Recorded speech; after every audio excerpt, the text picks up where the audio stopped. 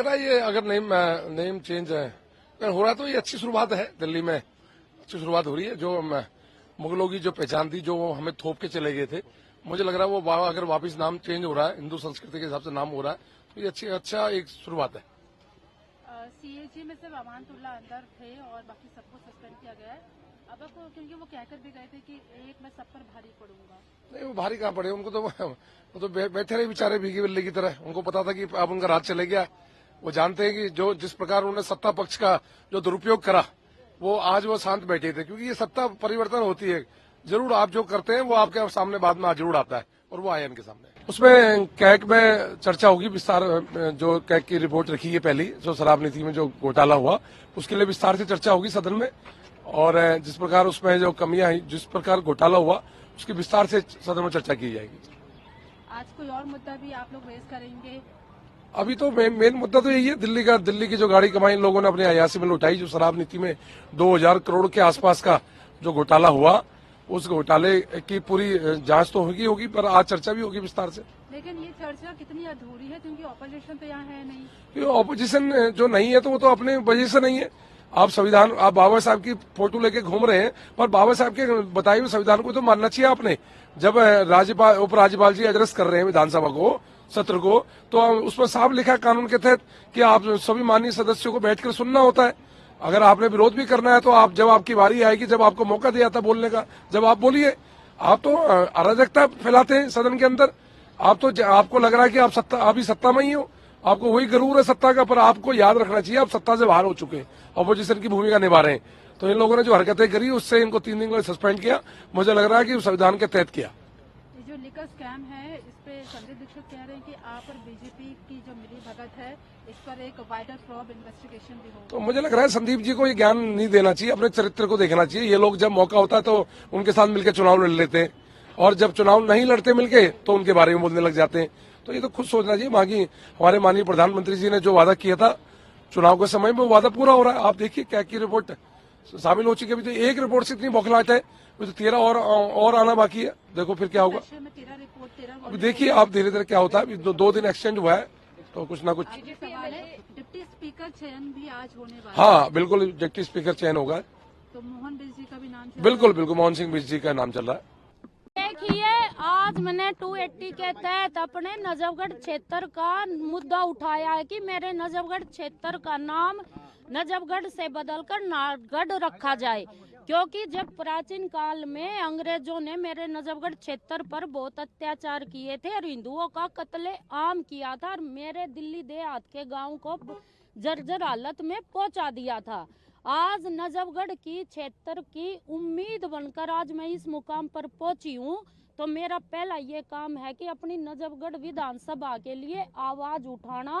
और 1857 की क्रांति में राजा नाहर सिंह ने बड़ा बलिदान दिया था और अंग्रेजों से लड़ाई लड़कर हमारे नजफगढ़ को आजादी का रूप दिया था और दिल्ली प्रांत का एक हिस्सा बनाया था। तो आज जब मुझे पहला मौका मिला तो मैंने अपने जो हमारे पूजनीय हैं, जाटों की जो शान है राजा नाहर सिंह, उनके नाम पर अपने नजफगढ़ क्षेत्र का नाम रखने के लिए सदन में मुद्दा उठाया।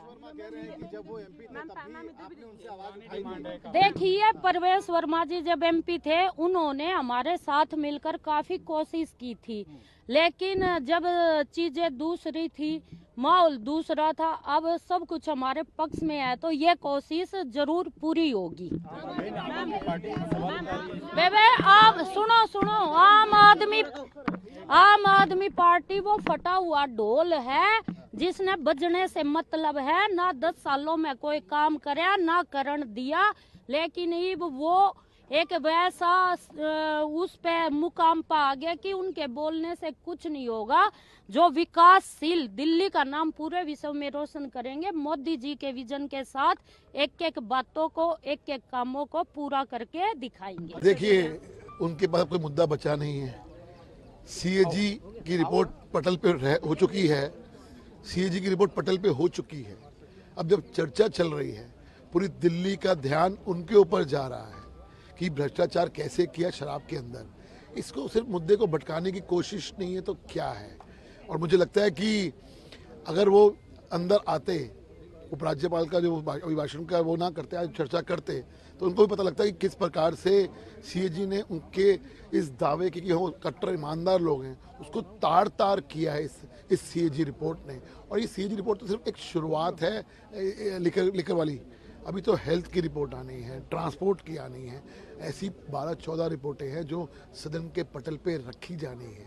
इसलिए जो ईमानदारी का, जो कट्टर ईमानदारी का जो टैग लेके घूमते थे ना, उसके तार तार होने का वक्त आ चुका है।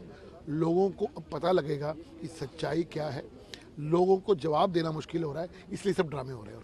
परवेश शर्मा जी ने अभी बोला कि मंडे को एक नई सीएजी रिपोर्ट टेबल पर रखी जाएगी। देखिए मंत्री हैं, उन्होंने अगर बोला है तो रखी जाएगी, लेकिन चूंकि 12-14 रिपोर्टें हैं, निश्चित तौर के ऊपर समय आने पे रिपोर्ट रखना, चूंकि हमारा कॉन्स्टिट्यूशनल वो भी है, हम रखेंगे निश्चित तौर के ऊपर। पिछली सरकार ने तो इसको किया नहीं, कॉन्स्टिट्यूशन कंपल्शन हम तो करेंगे क्योंकि हम कानून से चलने वाले लोग हैं, और अगर मंत्री जी कह रहे हैं तो निश्चित तौर के ऊपर होगा। आज हमने हाउस में देखा कि काफी मुद्दे उठाए गए, जैसे नजफगढ़ का, नाहरगढ़ का, और नाम आर.के. पुरम का नाम चेंज करने की बात करेगी, इसको आप कैसे देखते हैं? देखिए ऐतिहासिक महत्व है जो बताया गया नजफगढ़ के बारे में। माननीय हमारी जो विधायक महोदया थी, उन्होंने इसके 280 के तहत मुद्दे को रखा है, होगा देखिए। और इस बारे में आप क्या बताएंगे, जो सीसीटीवी का मुद्दा भी उठाया गया? घोटालों में से एक सीसीटीवी घोटाला भी है। निश्चित तौर के ऊपर पिछली सरकारों के तो ये काम किया कि कोई घोटाला उन्होंने छोड़ा नहीं कि इस डिपार्टमेंट में घोटाला नहीं किया हो। सीसीटीवी हो, पीडब्ल्यूडी हो, हेल्थ हो, ट्रांसपोर्ट हो, मोहल्ला क्लिनिक हो, दवाइयाँ हो, जल बोर्ड हो, किस किस के डिपार्टमेंट के नाम लूं, मैं थक जाऊंगा। प्रोटेस्ट करते रहे, इसमें क्या दिक्कत है? सर क्या कोई नियम है कि विधान परिसर में एंट्री से रोका जा सकता है, मतलब ऐसा कुछ आज पर? नहीं, आई एम नॉट अवेयर, मैं तो अभी पहुंचा हूं और मुझे ये भी नहीं पता कि ऐसा कोई आदेश जारी हुआ है। आप ही लोग बता रहे हैं, लेकिन अगर उनको रोका गया है तो आई एम श्योर कि कोई ना कोई आदेश कहीं से उनको होंगे। वो एलिगेशन, अतिशी का कहना है कि सिर्फ उनके जय भीम के नारे पर उनको एंट्री नहीं दी जा रही है अंदर असेंबली में। तो क्या पहली बार हुआ है कि विधायक सेशन से बाहर हुए हैं? ऐसा तो नहीं है। 2015 से लेके 2025 तक कितनी बार बीजेपी के विधायक सस्पेंड हुए, including not only for one sitting, for the entire session which was spread over months. If I remember the name correctly, MLA Om Prakash Sharma ji को तो पूरे सेशन के लिए बाहर किया गया था। तो जो लोग खुद शीशे के घर में रहते हैं, मेरे ख्याल से कहावत है कि भाई सोच समझ के पत्थर मारना चाहिए। सदन से बाहर परिसर से बाहर नहीं। मैंने कहा, आई हैव नॉट सीन दी जो डायरेक्शंस हैं या ऑर्डर हैं, तो एक बार अगर मैं उसको, जो आदेश है उसको बिना देखे मैं क्या कह सकता। देखिए अभी बहुत कुछ होगा जो पहली बार हो रहा होगा, क्योंकि 10 साल में तो कुछ हुआ ही नहीं है। मगर एलजी साहब के अभिभाषण पे जो इन्होंने हाउस को नहीं चलने दिया, शोर मचाया, ये भी देश के इतिहास में पहली बार हुआ। और ये कानून है, ये हमारा रूल बुक कहता है कि अगर एलजी साहब का अभिभाषण होगा, मैं भी पार्लियामेंट में था, मैं वहाँ पे देखता था जब वहाँ पे राष्ट्रपति जी आते थे, उनका अभिभाषण होता था, चाहे विपक्ष हाउस में जितना मर्जी शोर मचाए, मगर उस समय जब राष्ट्रपति एलजी साहब का अभिभाषण हो, उनका स्पीच चल रहा हो, उस समय आपको शोर मचाना बिल्कुल अलाउड नहीं होता।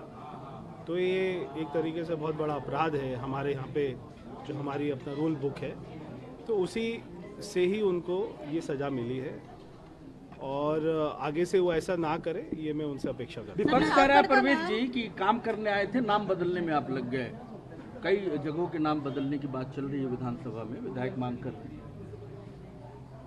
देखिए हम 10 साल में, अगर मैं आपको बताऊं कि सिस्टम इतनी बुरी तरीके से ठप पड़ा हुआ है, कोई भी मंत्री, मुख्यमंत्री ना तो कोई दौरे करते थे, ना किसी फ्लाईओवर का विज़िट करते थे। जब मैं गया बारापुला फ्लाईओवर, तब वहाँ पे कंपनी ने बताया कि 10 साल हो गए, आज तक कोई भी मंत्री यहाँ पे विज़िट करने नहीं आया।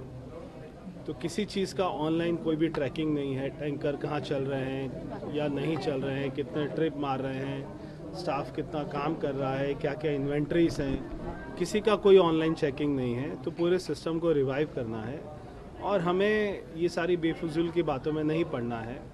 और हम यहाँ पे काम करने आए हैं, दिल्ली की जनता के सपनों को पूरा करने आए हैं, और हमारे सारे जो हमने मैनिफेस्टो में बातें करी हैं, वो सारे संकल्पों को पूरा करने आए हैं। सफाई की बात को लेकर सभी के चेहरे आपकी तरफ मुड़े हुए अगर हम रिपोर्ट्स की बात सफाई को लेकर करें, खासकर इतनी सारी नालों की रिपोर्ट्स की सफाई बात, को लेकर 14 रिपोर्ट्स हैं सर, कब?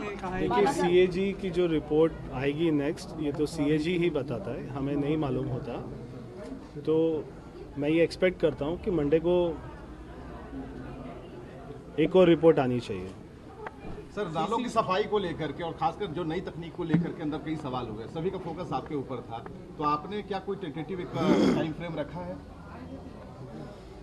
देखिए दिल्ली जल बोर्ड का हमें मालूम है क्या हाल है, उसमें कितना बड़ा जो है घोटाला तो हुआ ही है, वहाँ पे कितना बड़ा एक अपना पैसे का क्रंच है, डेफिसिट है, उसको पूरा करना, वहाँ के स्टाफ उन सभी लोगों को 10 साल में ना काम करने की आदत पड़ गई है, उन सभी को ठीक करना।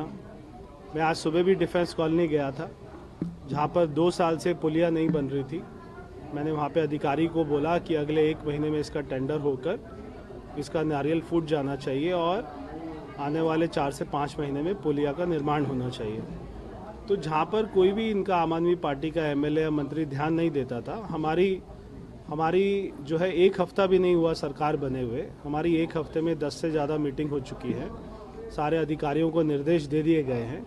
सारी हमारे पास में जो इन्वेंट्री है जल बोर्ड के पास में, पीडब्ल्यूडी के पास में, ये सारे फ्लड के पास में, सारे नालों की सफाई करने का निर्देश उनको दे दिया गया है।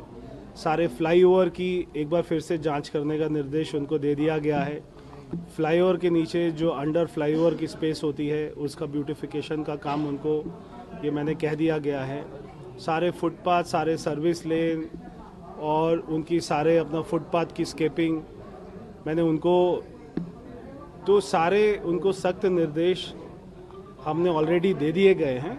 अभी आपको समय पर थोड़ा समय लगेगा, ग्राउंड पे आपको हालात को चेंज आपको दिखाई देगा। देखिए हमें ये तो पहले से ही पता था कि सीसीटीवी कैमरा दिल्ली में ना केवल चाइनीज़ कंपनी के लग रहे थे, मैं उसकी इंक्वायरी के भी ऑर्डर कर रहा हूँ। जिन जिन क्षेत्रों में जो हमारे विधायक थे, खास तौर पे बीजेपी के विधायक, उनके क्षेत्रों में कोई भी सीसीटीवी कैमरा नहीं लगाया जाता था और ये उस समय के मुख्यमंत्री अरविंद केजरीवाल के निर्देश थे कि जब तक मैं साइन नहीं करूँगा बीजेपी के एमएलए के क्षेत्र में कोई भी कैमरा नहीं लगेगा। तो वो 8 जो हमारी विधानसभा होती थी बीजेपी के एमएलए को, उनको बिल्कुल इग्नोर कर दिया जाता था। तो हमने कहा है वहाँ पर तो लगाएंगे ही, मगर जितने भी विधानसभा में सीसीटीवी कैमरा जो भी लगे उसकी भी इंक्वायरी होगी।